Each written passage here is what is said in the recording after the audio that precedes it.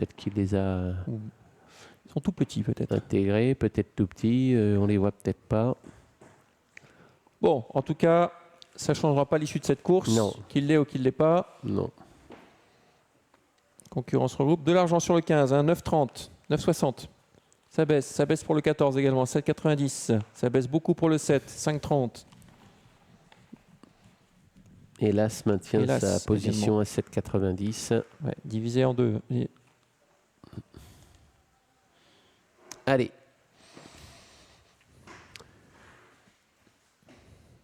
Alors, en quelques instants Là, il peut encore. tout arriver, hein, Xavier, parce que franchement, voilà, peut-être que les favoris peuvent s'extirper un peu du piège des aléas du peloton, mais pour le reste, il peut y avoir une très grosse cote à l'arrivée. Hein.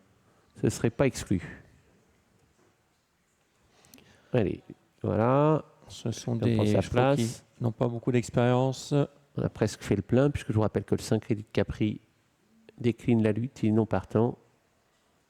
Ça peut être un multi-rémunérateur, effectivement. Allez. Je sens retrait pour l'instant avec le 9.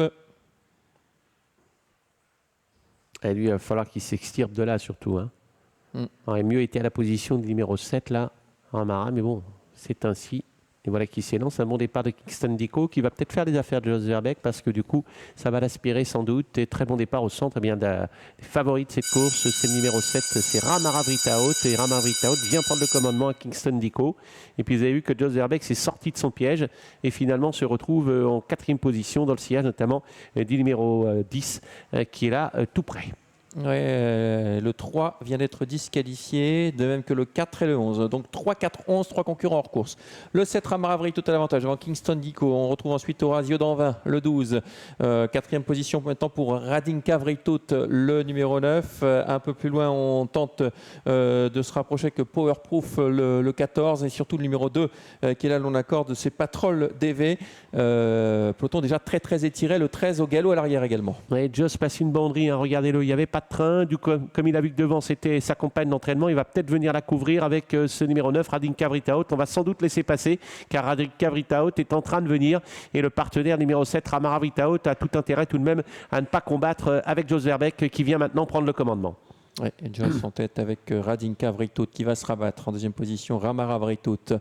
Ensuite, il y a là ce Kingston Dico.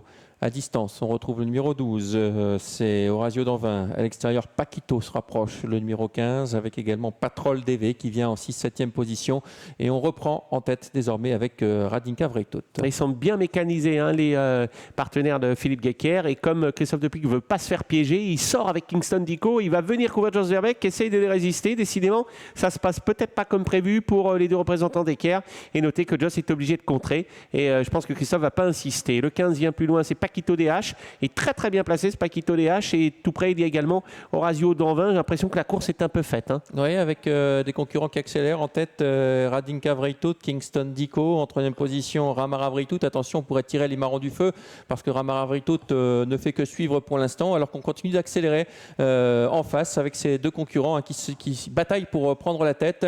On quitte un peu la piste avec le numéro 12, Orazio Danvin, qui devient en 4-5e position avec également le numéro 15, Paquito. Les autres auront bien du mal à revenir. Ouais, ils ont lutté devant, hein. Ils ont lutté les deux concurrents que sont Kingston Dico et Jos Verbeek avec Radinka Vritaot qui a pris le commandement. Et derrière, beaucoup de ressources pour Ramara Vritaot qui est peut-être celle qui va venir arbitrer les débats. Paquito est tout prêt avec Orazio Danvin qui n'a peut-être pas la superbe qui pourrait lui permettre de faire l'arrivée. Jos réaccélère avec sa partenaire, le 9, Radinka Vritaot. Oui, Radinka Vritout avec le numéro 1, Kingston Dico à la lutte. C'est plus difficile maintenant pour le 7, Ramara Vritout. L'ultime à droite avec Kingston Dico qui prend la mesure désormais de Radinka Vritout. Derrière, on n'en peut plus avec le numéro 7, Ramara Vritout qui termine péniblement avec l'as qui va filer au poteau. Kingston Dico devant le numéro 9, Radinka Vritout. La 3e place sans doute pour le 15 à la lutte avec le numéro 10, c'est In Love du Large qui finit bien en dehors. As 9, photo 15 et 10 pour la 3e et la 4e place. L'As l'emporte Kingston Dico. Bien joué hein, de la part de Christophe Depuig qui n'a pas hésité à décaler son cheval. C'est Radinka Vritaut qui s'octroie la 2e place. Derrière, c'est Pointu qui à l'extérieur. C'est Orazio Danvin, c'est ça est venu oui, subtiliser la 3e place. Non, le 15, pardon. Paquito. Le 15, pardon. Paquito qui est le long de la corde. Donc difficile à dire. En tout cas, pas de souci pour Kingston Dico. Il s'impose facilement avec Radinka Vritaut qui termine au 2e rang. Et puis derrière, regardez. Il y a vraiment grosse bataille avec, 15, c'est peut-être le 15 finalement. Donc, 15-10, une note du large, c'est par ça contre,